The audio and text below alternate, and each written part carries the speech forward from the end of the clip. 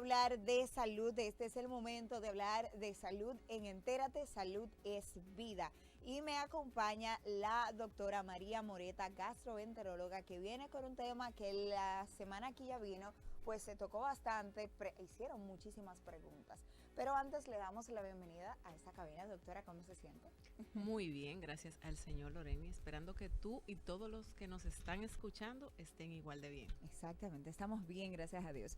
Doctora, vamos a tratar un tema que es sumamente común, porque es común escuchar personas que le dicen, tengo acidez, y esas son enfermedades provocadas por el reflujo, ¿verdad? Sí, mira, la enfermedad, te voy a decir cómo se llama en términos médicos. Se llama enfermedad por reflujo gastroesofágico. Y tengo varios datos importantes. Es la causa más frecuente de consulta en gastroenterología. 10 millones de personas consultan al año en Estados Unidos por lo que llamamos acidez. Y entre un 10 y un 20% de la población mundial tiene enfermedad por reflujo gastroesofágico. Ahora bien, ¿qué es la enfermedad por reflujo gastroesofágico? Es cuando el ácido o el contenido del estómago y muchas veces del intestino sube hacia el esófago. El esófago es un órgano en forma de tubo cilíndrico que mide entre 32 y 37 centímetros y es el que conduce la comida desde nuestra garganta hacia el estómago para ser digerida. ¿Qué pasa? Para que entendamos un poquito mejor. Al tragar la comida pasa una primera barrera que es el esfínter esofágico superior. Está, mejor dicho, entre la faringe o garganta y el esófago. Al momento de tragar este esfínter, esta banda o anillo musculoso se abre para que la comida entre al esófago.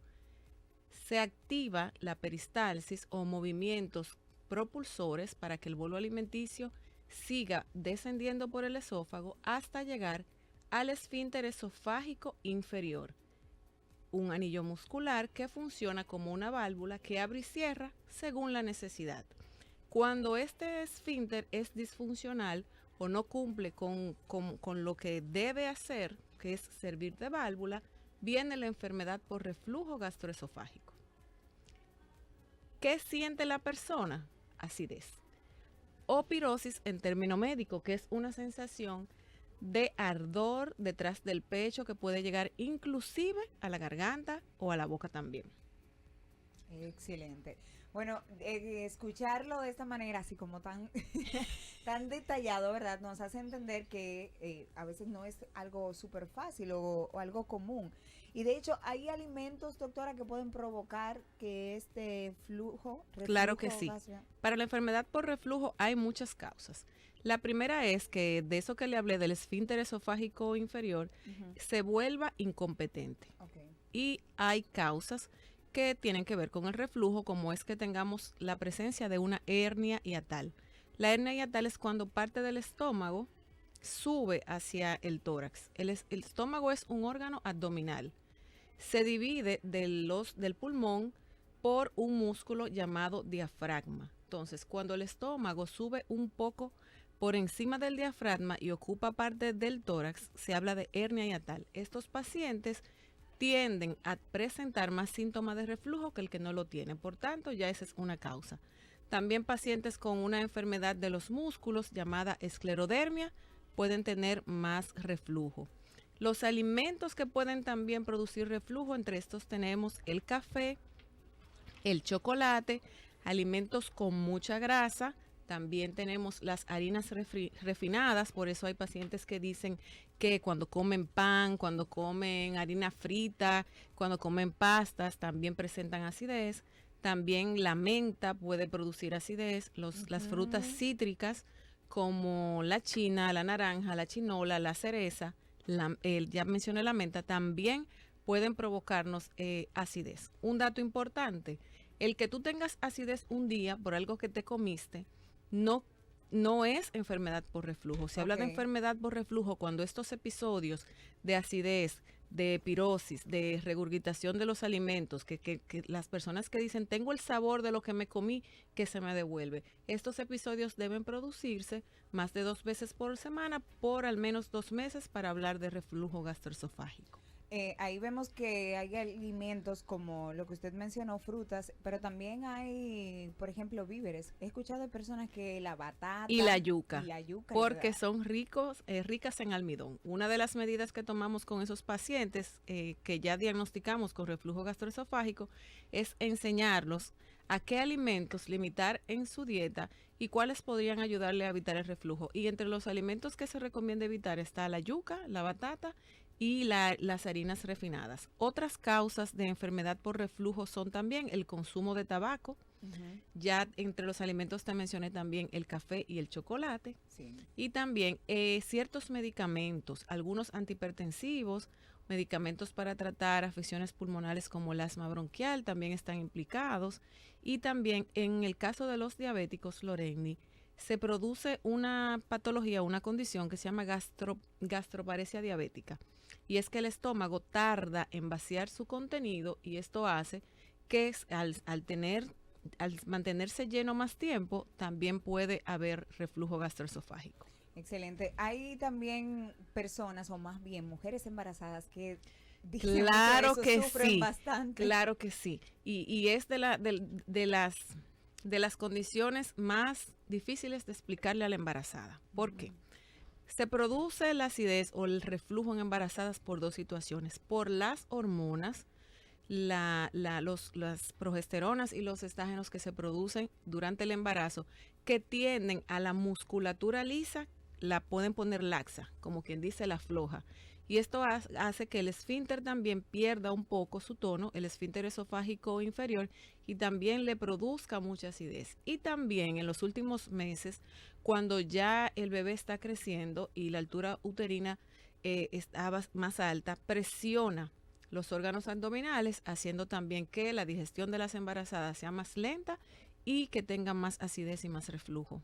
Ok, doctora, esto se puede también confundir, por ejemplo, con el hipo, porque he visto personas en esa condición que dicen, me da mucho hipo, pero también le da la parte de reflujo o de la acidez.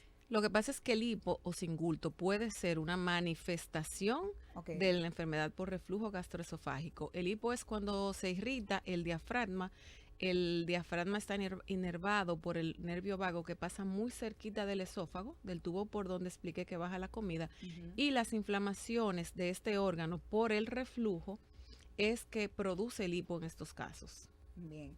En el caso del tratamiento, porque también existe en el mercado muchos medicamentos que es para el momento. Por ejemplo, tú te tomas, no sé ahora mismo cuál es el medicamento, usted nos orientará, pero sí he visto que se toman como, me voy a tomar esto para la acidez. ¿Qué tan recomendado es esto para personas que tal vez en cierto tiempo le da, pero no tienen diagnosticado esta enfermedad?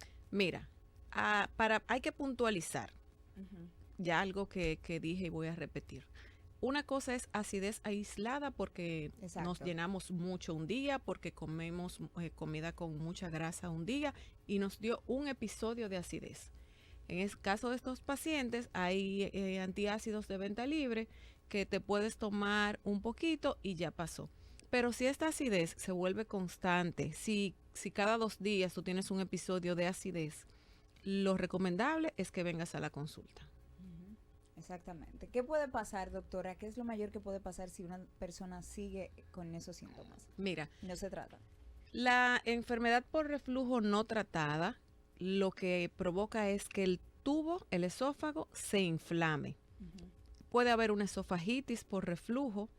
La diferencia entre el estómago y el esófago, porque ya hemos hablado de que el estómago, a pesar de producir tanto ácido, él mismo tiene factores protectores como una capa de moco en su mucosa, otras capas anatómicas importantes que el esófago no tiene.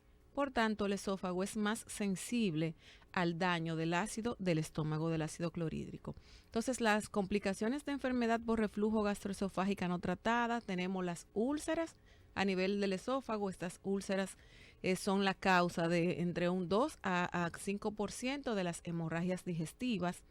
Tenemos también estenosis. Estenosis quiere decir estrechez esofágica, fruto de este ácido en el esófago.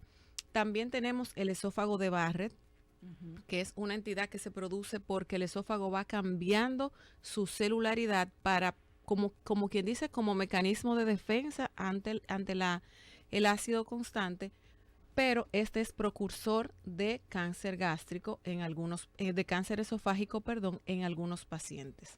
Y también está implicado la enfermedad por reflujo para cáncer de esófago.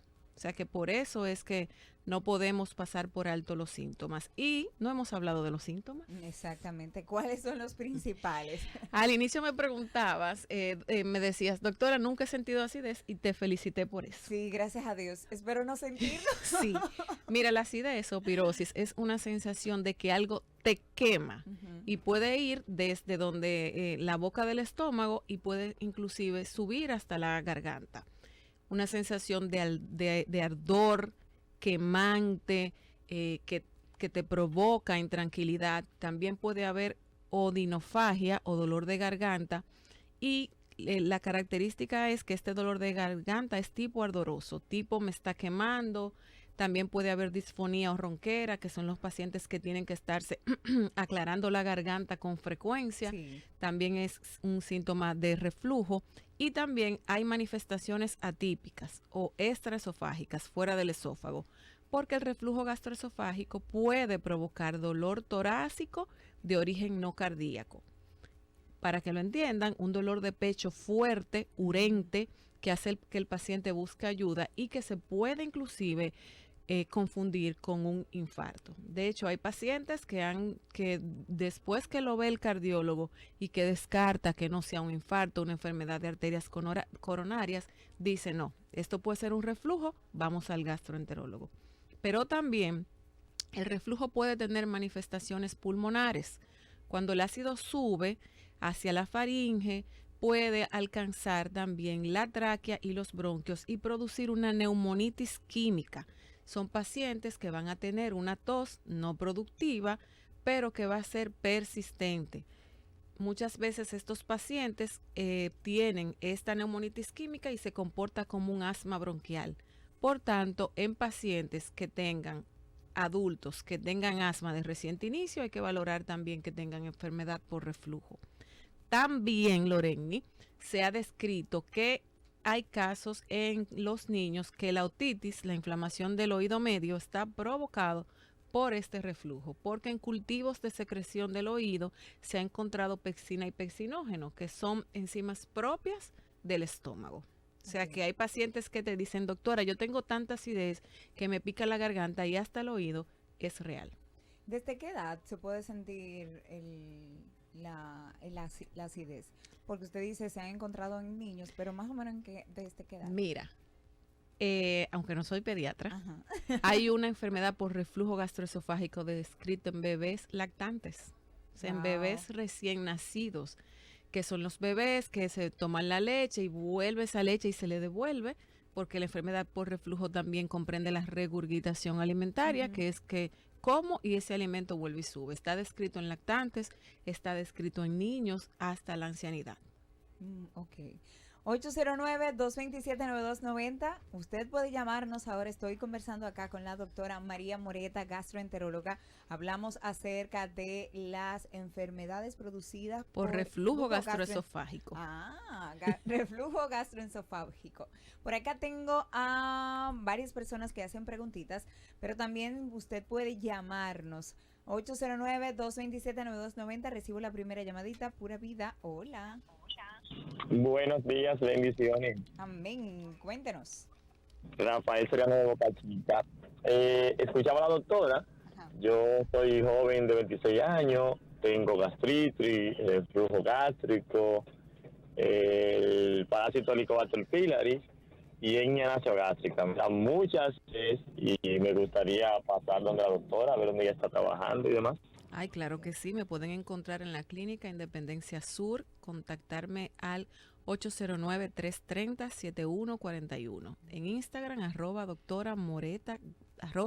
doctora.moretagastro. Más tarde también la doctora va a estar dando esos detalles ahí. Doctora, y me llama la atención que él me dice, tengo 26 años y tiene muchas situaciones o muchas enfermedades gastroenterólogas. Sí.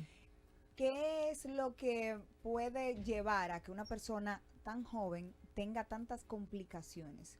¿Cuál sería el factor mayor? Mira, él mencionó que tiene la bacteria Helicobacter pylori. La bacteria Helicobacter podemos contraerla desde la niñez. Sí. A medida que hacemos que nos hacemos adultos, empiezan también el estrés en nuestra vida, que también es un desencadenante para ciertos síntomas, como la gastritis, no una causa, no es una causa, sino que agrava los síntomas. Okay.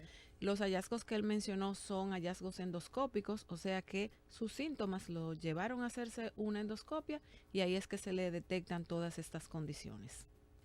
Tiene hernia hiatal, que mencionamos que es una de las principales causas de la enfermedad por reflujo gastroesofágico. Y importantísimo que no se me quede, que la obesidad, sobre todo la obesidad abdominal, también es una causa de enfermedad por reflujo. Bien, por acá nos preguntan, dice, sufro de esofagitis leve y no con frecuencia, sino cuando consumo picantes y harina de maíz. Así lo he sufrido yo. Los alimentos picantes irritan la mucosa, tanto del esófago como del estómago. Y en relación al maíz o la harina de maíz, sí. Se fijan que cuando comemos que guandul, que habichuela, maíz, estos alimentos tienen en su cáscara un oligosacárido que no podemos digerir del todo bien. Por eso, cuando comemos estos alimentos, la digestión se hace más lenta. Lo que se recomienda que en estos casos, estos granos sean triturados y colados. Y ya que tiene esofagitis, pues evitar el consumo de harina de maíz, porque entonces siempre va a tener el acidez cuando lo consuma. Por acá tenemos más llamaditas. Pura vida, buenas. Sí, buenas, bendiciones. Amén. Una preguntita para la doctora. Doctora, ¿no hay otro estudio que no sea la endoscopía para detectar si no tiene algo en el estómago? A mí me hicieron un estudio que como soplando, tomándome una agüita y soplando. Usted se refiere a un test de aliento. Se hacen varios test de aliento en gastroenterología, primero buscando Helicobacter, también para diagnosticar la intolerancia a la lactosa, también para diagnosticar el síndrome de intestino de sobrecrecimiento bacteriano. O sea que el test de aliento lo usamos para muchas cosas. ¿Qué pasa con la endoscopia?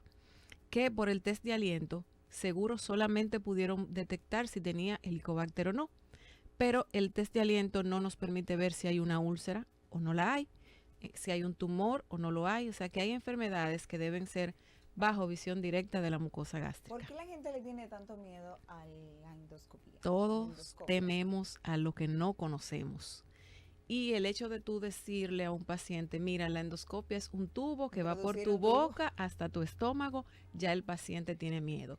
Quiero decirles que se sigue un protocolo para hacer una endoscopia, que se manda a hacer análisis, que se manda a medir el riesgo cardiovascular antes de someterlo a una anestesia, que el anestesiólogo vuelve y lo examina. O sea que no es que se indica una endoscopia por vamos a hacerte una endoscopia y es sencillito. Sí, es sencillo, pero todos los estudios tienen sus riesgos y complicaciones. ¿Qué es lo que se hace? Que se trata de evitar esto o de tener presente todos los riesgos. Doctora, yo trabajo con la voz, por ejemplo, y si yo me realizo una endoscopia, ¿tengo algún riesgo de que sean afectadas mis cuerdas vocales? Mira, las endoscopias se hacen por gastroenterólogos. Un gastroenterólogo actualmente tiene y necesita para ser gastroenterólogo endoscopista 7 años de formación supervisada. O sea que no es tampoco que manos inexpertas te van a realizar una endoscopia. Y cuando se entra para hacer la endoscopia, no se toca las cuerdas vocales. Se va por uno de los lados, o derecho o izquierdo, pero no se va por las cuerdas vocales. Claro, puede haber puede darse el caso de que se presente alguna situación adversa y nadie quita, pero no es lo común. Bueno, por acá tenemos más preguntitas. Dice, mi hija de 28 años le hicieron una endoscopia, le salió gastritis crónica grado 1, una hernia hiatal y también el Helicobacter pylori. Y es parecido a la situación del joven que llamó anteriormente. Sí. Dice, yo también tengo par de meses con acidez y reflujo. Tengo 64 años. Hay que ver si esa paciente también tiene otra comorbilidad que la hace también tener predisposición a los síntomas de reflujo. Como te mencioné, la diabetes mellitus provoca o también es una causa de enfermedad por reflujo por el retraso en el vaciamiento gástrico. Hay que ver si esa paciente de 64 años es hipertensa, porque hay medicamentos para la presión que provocan una disminución en el tono del esfínter esofágico inferior y predisponen también a tener reflujo. Muy bien, por acá nos escriben y dicen: yo desde adolescente sufro mucho del estómago. Tengo esófago de barrer. Tampoco el estómago no me cierra porque dice gastritis, úlcera, hago mis tratamientos y me mejoro, pero después vuelven los problemas. Esto ya es para siempre. Tengo 54 años. No debe ser para siempre, aunque hay condiciones como la hernia hiatal que son una condición anatómica y está ahí. Me imagino que eso se refiere cuando no cierra el estómago. Cuando no cierra, cuando parte del estómago cruza hacia la cavidad torácica y sí, deja una pequeña disfunción en el esfínter esofágico inferior que hace que estos pacientes tengan más acidez. No debe ser, las afecciones digestivas no deben ser para siempre y para toda la vida. Ahora bien, hay algo importantísimo, Loreni, que no quiero que se nos quede. ¿Cuáles medidas puede tomar o debe tomar el paciente para evitar y tratar la enfermedad por reflujo gastroesofágico? Las modificaciones en el estilo de vida. Y aquí vamos a poner especial atención. La mayoría de las afecciones se modifican con lo que comemos y la forma en que lo hacemos. Yo he hecho hincapié en que las harinas, los refinados, que el pastelito, que la pasta, que el pan, que la empanada que nos comemos, es causa de acidez, de pirosis, de enfermedad por reflujo. También la obesidad, o sea, es un factor que podemos modificar. La obesidad también le hace presión al esfínter esofágico y esto permite que el ácido suba. El comer muy rápido, tenemos que tomar nuestro tiempo en masticar y deglutir los alimentos, en esperar que la digestión se haga. No podemos, como acostumbramos a veces, comer e irnos directamente a acostar, porque eso hace que el contenido del estómago, la comida, el ácido, se devuelva. Se recomienda que después de cenar, por ejemplo, el paciente debe esperar 3 horas para irse a acostar. Por eso es que hay que cenar temprano. Sí, si tú te acuestas a las 10 de la noche, Loreni, tú debes estar cenando a las 7. Bueno. Comer sentado y esperar que la comida pues comience el proceso de digestión. Inclusive se les recomienda a los pacientes que si comen den hasta un paseíto en su casa, den unos cuantos pasos para que este bolo alimenticio termine de bajar. O sea que con simples cosas podemos modificar. Si sabemos como la paciente que la harina de maíz le da acidez, evitarla. Evitar el consumo de bebidas alcohólicas que también irritan bastante la mucosa y también son causa de reflujo. Doctora, son muchos los mensajes que se nos van a quedar porque ya lamentablemente ya llegamos al final. Es que estos temas, Loreni. Sí, pero sí. Muchos, y lamento que se queden. Y una pregunta ya genérica y que tiene muchas personas tal vez la duda, porque hay personas que dicen, me voy a tomar la agüita de limón para Yo sabía que esa pregunta no se quedaba. La agüita de limón para la acidez o tal cosa sirve para la acidez. ¿Qué se puede decir de esos alimentos o de esas recomendaciones que nos dan los abuelos, que nos dan las personas mayores muchas veces? Cada vez que vengo me dan un tema. Vamos a un día a hablar de mitos en gastroenterología. Claro que sí. Mira, vamos a empezar por uno de los más consumidos, la leche. La leche no quita la acidez. No, la leche no quita la acidez ni puede ser usada para tratar úlceras. La leche es rica en caseína y esta caseína hace que el estómago produzca más ácido para digerirla. O sea que eso es un mito. Te puede dar al principio una sensación de bienestar. La gente se toma la leche fría y tal vez por eso siente un poquito de mejoría. Pero la leche no es un alimento que mejore la acidez ni sirva para tratar úlceras. El bicarbonato. Ay, sí. Ojo con esto. El bicarbonato efectivamente es alcalino y puede contrarrestar la acidez del estómago. ¿Cuál es el peligro del consumo del bicarbonato? Tú no estás consumiendo un bicarbonato grado médico.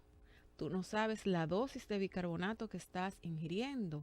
Tú puedes tener un rebote por uso de bicarbonato, que en el momento en que lo dejes, el ácido, la producción de ácido y la acidez va a ser peor. El bicarbonato no lo puede consumir todo el mundo, está contraindicados en pacientes hipertensos, nefrópatas y diabéticos. ¿Entiendes? O sea que hay que tener su cuidado. ¿Y el pan que he escuchado? También cómete un pedacito de pan, jamás. Las harinas, los refinados, provocan acidez. Uy. El agüita con limón puede que a algunos pacientes les siente bien, porque el limón es rico en algo que se llama mucílagos, que son sustancias productoras de moco. Y este moco lo que va a hacer es recubrir momentáneamente la mucosa esofágica y puede dar sensación de bienestar, pero no es mucho limón, es un agua con unas cuantas gotas de limón, porque el limón en gran cantidad, al ser cítrico y bastante ácido, tiene un pH de 3.5, también va a provocar mayor acidez. Excelente, doctora. Voy a tratar de guardar esas preguntitas aquí y hacemos un día solo preguntas y respuestas. Porque me da mucha tristeza cuando se quedan todas esas preguntas ahí que no las podemos responder. Pero sí, vamos a recordarle a la gente también que puede escribirle, que puede seguirla a través de las redes sociales para que realice Me pueden encontrar en Instagram como @doctora.moretagastro. Estoy en la Clínica Independencia Sur y me pueden contactar al teléfono 809-330-7141. 809-330-7141. Excelente, gracias doctora. Siempre es un placer. La doctora María Moreta, gastroenteróloga, ha conversado con nosotros acerca de la acidez y de esas enfermedades de reflujo. A ustedes, si no escucharon esta conversación completa, vaya a nuestro canal de YouTube, Pura Vida Network, entre ahí en la sección de en vivo y lo va a encontrar. Nosotros seguimos con más en esta programación de Contigo en tus Mañanas.